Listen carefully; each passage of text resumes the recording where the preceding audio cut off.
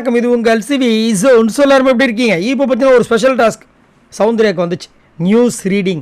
இதை நீங்கள் தான் படித்தாங்கன்னு சொல்லிட்டு மக்களும் வந்துட்டு ஓட் பண்ணிட்டாங்கன்னு சொல்லிட்டு பிக் பாஸ் வந்து ஒரு அனௌன்ஸ்மெண்ட் கொடுத்தாரு. அதில் வந்துட்டு ஒருத்தரையாக கலாய்க்க ஆரம்பித்தாங்க. அதில் பார்த்தீங்கன்னா முத்துக்குமரன், ஜாக்லின், ஜெஃப்ரி, ரயான் அதுக்கெலாம் என்ன சொன்னாங்கன்றது ஆல்ரெடி வீடியோ போட்டு போய் பாருங்கள், செம்ம ஃபன்னாக இருக்கும். இப்போ பார்த்தீங்கன்னா தீபக்கை வந்து வச்சு செஞ்சாங்க.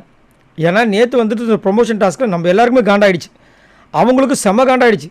இங்கே வந்து அன்ஷிதாவை பற்றி சொல்லும்போது அவங்க ஒரு சம்பந்தியை வச்சே இந்த வீட்டில் வந்து இந்த பிக் பாஸ் வீட்டை காலி பண்ணிட்டாங்க.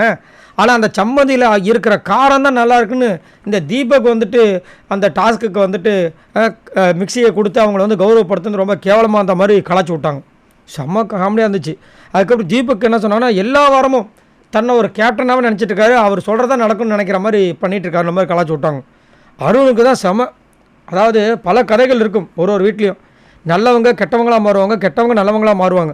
ஆனால் இவர் மட்டும்தான் இது வரைக்கும் நான் நல்லவனாகவே இருக்கணும்னு காட்டிக்கிட்டே இருக்காரு அப்படின்ட்டு அப்படியே அழுதுகிட்டே உழைப்பாளிங்க எப்போவுமே நல்லவராக தான் இருப்பாங்கன்னு சொல்லி கலாய்க்கிறாங்க.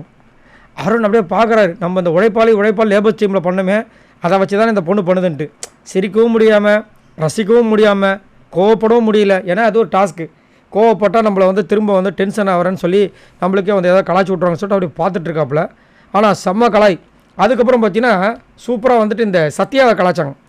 என்னென்னா இவர் வந்ததுலேருந்து கவுண்டர் போட்டின்னு இருக்காரு. போன வாரம் கூட வந்து சூனியக்காரி, சந்திரக்காரி, அப்புறம் சூரியக்காரி என்னென்னமோ சொல்லிட்டு இருந்தார்.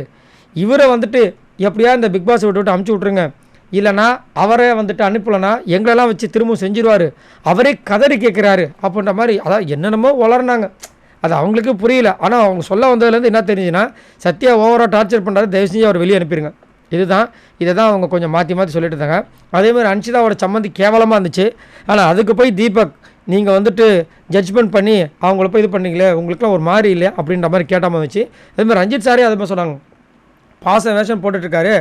அதே மாதிரி தீபக் வந்துட்டு ரஞ்சித் சார் எங்கேயுமே பேச விடுறதே கிடையாது, அங்கங்கே ஒரு இதை வந்துட்டு போட்டு ஒரு ஸ்டாப்பை போட்டு அவர் வந்து இது பண்ணிட்டு இருக்காருன்ற மாதிரி அங்கேயும் வந்து ஒரு கலாயை போட்டு விட்டாங்க. நல்லா இருந்துச்சு, பார்க்குறதுக்கு நல்லா இருந்துச்சு. ஆனால் ஸ்பெஷல் ஐட்டமே ஒன்று இருக்குது, விஷாலின் தர்ஷிகாவும் சொன்னது, அதை நான் அடுத்த வீடியோவில் சொல்கிறேன். பாய் நண்பர்களே.